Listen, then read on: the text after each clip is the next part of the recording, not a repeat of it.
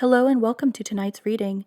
I am your host, Chels Can, and tonight we'll be reading Edgar Allan Poe's The Telltale Heart. True, nervous, very, very dreadfully nervous I had been and am, but why will you say that I am mad? The disease had sharpened my senses, not destroyed, not dulled them. Above all was the sense of hearing acute. I heard all things in the heaven and in the earth. I heard many things in hell. How then am I mad? Hearken, and observe how healthily, how calmly I can tell you the whole story. But even yet I refrained and kept still. I scarcely breathed. I held the lantern motionless. I tried how steadily I could maintain the ray upon the eye. Meantime, the hellish tattoo of the heart increased. It grew quicker and louder every instant. The old man's terror must have been extreme. It grew louder, I say, louder every moment. Do you mark me well? I have told you that I am nervous, so I am. And now, at the dead hour of the night, amid the dreadful silence of that old house, so strange a noise as this excited me to uncontrollable terror. Yet for some minutes longer I refrained and stood still. But the beating grew louder. I thought the heart must burst, and now a new anxiety seized me. The sound would be heard by a neighbor. The old man's hour had come. With a loud yell, I threw open the lantern and leaped into the room. He shrieked once only. In an instant I dragged him to the floor and pulled the heavy bed over him. I then smiled gaily to find the deed so far done. But for many minutes the heart beat on with the muffled sound. This, however, did not vex me. It would not be heard through the wall. At length it ceased. The old man was dead. I removed the bed and examined the corpse. Yes, he was stone dead. I placed my hand upon the heart and held it there many minutes. There was no pulsation. He was stone dead. His eye would trouble me no more. If you still think me mad, you will think so no longer when I describe the wise precautions I took for the concealment of the body. The night waned, and I worked hastily, but in silence. First of all, I dismembered the corpse. I cut off the head and the arms and the legs. I then took up 3 planks from the flooring of the chamber and deposited all between the scantlings. I then replaced the boards so cleverly, so cunningly, that no human eye, not even his, could have detected anything wrong. There was nothing to wash out, no stain of any kind, no blood spot whatever. I had been too wary for that. A tub had caught all. When I had made an end of these labors, it was 4 o'clock, still dark as midnight. As the bell sounded the hour, there came a knocking at the street door. I went down to open it, and with a light heart, for what had I now to fear? There entered 3 men who introduced themselves with perfect suavity as officers of the police. A shriek had been heard by a neighbor during the night. Suspicion of foul play had been aroused. Information had been lodged at the police office, and they, the officers, had been deputed to search the premises. It is impossible to say how first the idea entered my brain, but once conceived, it haunted me day and night. Object there was none. Passion there was none. I loved the old man. He had never wronged me. He had never given me insult. For his gold I had no desire. I think it was his eye. Yes, it was this. He had the eye of a vulture, a pale blue eye with a film over it. Whenever it fell upon me, my blood ran cold. And so by degrees, very gradually, I made up my mind to take the life of the old man, and thus rid myself of the eye forever. Now this is the point. You fancy me mad. Madmen know nothing. But you should have seen me. You should have seen how wisely I proceeded, with what caution, with what foresight, with what dissimulation I went to work. I was never kinder to the old man than during the whole week before I killed him. And every night, about midnight, I turned the latch of his door and opened it, oh, so gently. And then, when I had made an opening sufficient for my head, I put a dark lantern, all closed, that no light shone out, and then I thrust in my head. Oh, you would have laughed to see how cunningly I thrust it in. I moved it slowly, very, very slowly, so that I might not disturb the old man's sleep. It took me an hour to place my whole head within the opening so far that I could see him as he lay upon his bed. Would a madman have been so wise as this? And then, when my head was well in the room, I undid the lantern cautiously. Oh, so cautiously! Cautiously, for the hinges creaked. I undid just so much that a single thin ray fell upon the vulture eye. And this I did for 7 long nights, every night just at midnight. But I found the eye always closed, and so it was impossible to do the work.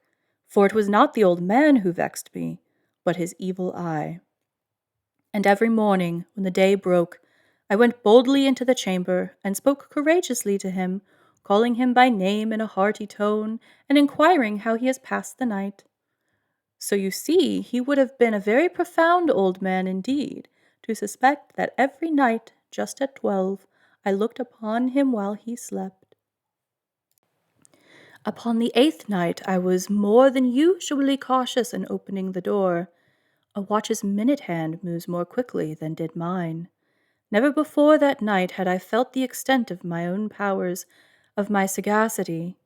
I could scarcely contain my feelings of triumph.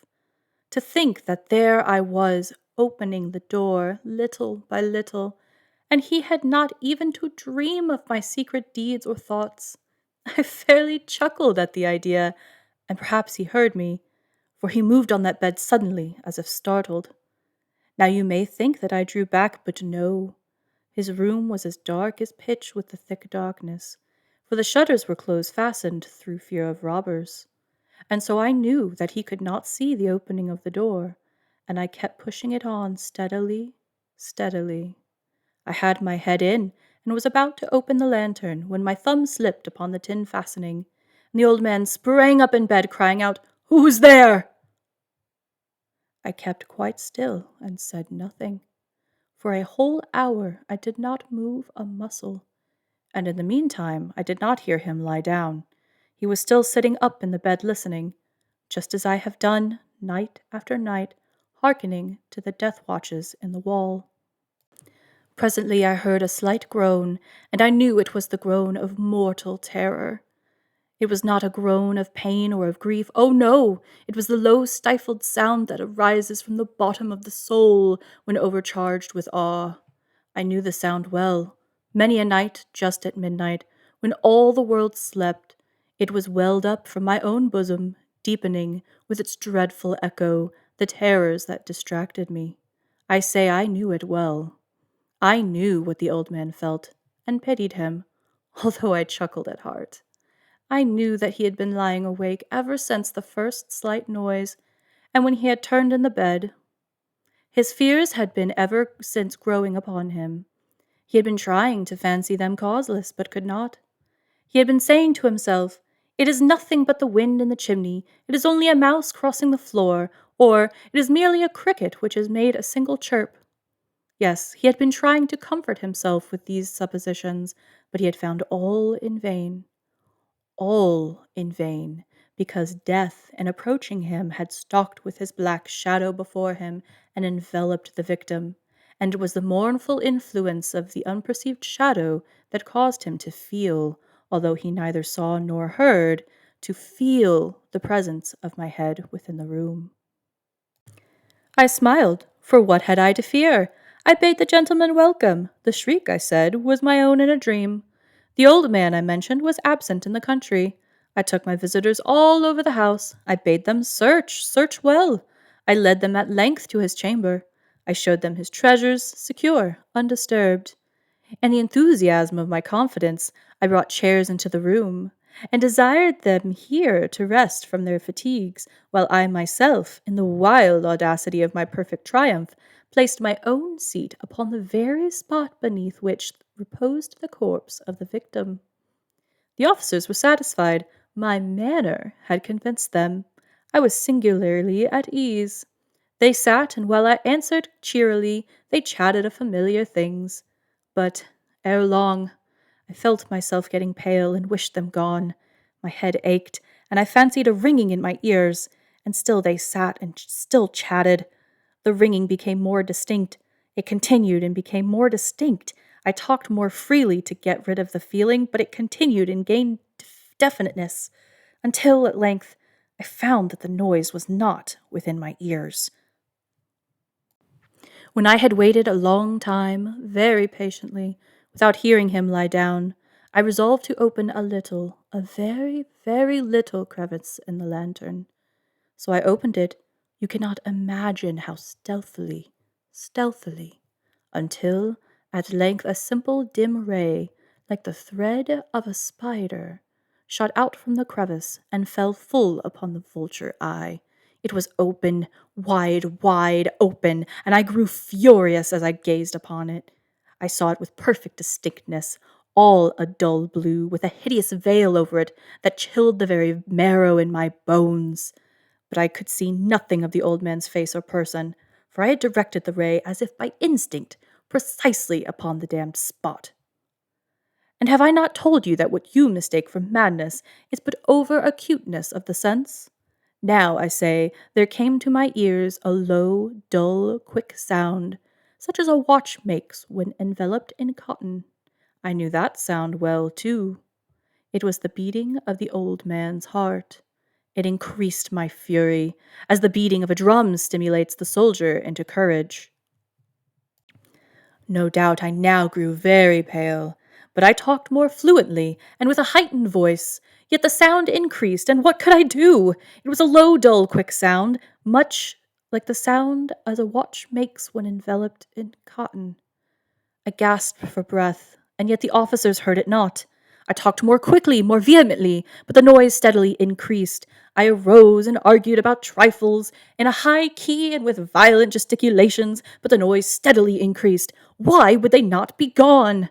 I paced the floor to and fro with heavy strides, as if excited to fury by the observations of the men, but the noise steadily increased. Oh God, what could I do? I foamed, I raved, I swore. I swung the chair upon which I had been sitting, and grated it upon the boards. But the noise arose over all and continually increased. It grew louder, and still the men chatted pleasantly and smiled. Was it possible they heard not? Almighty God! No, they heard, they suspected, they knew, and they were making a mockery of my horror.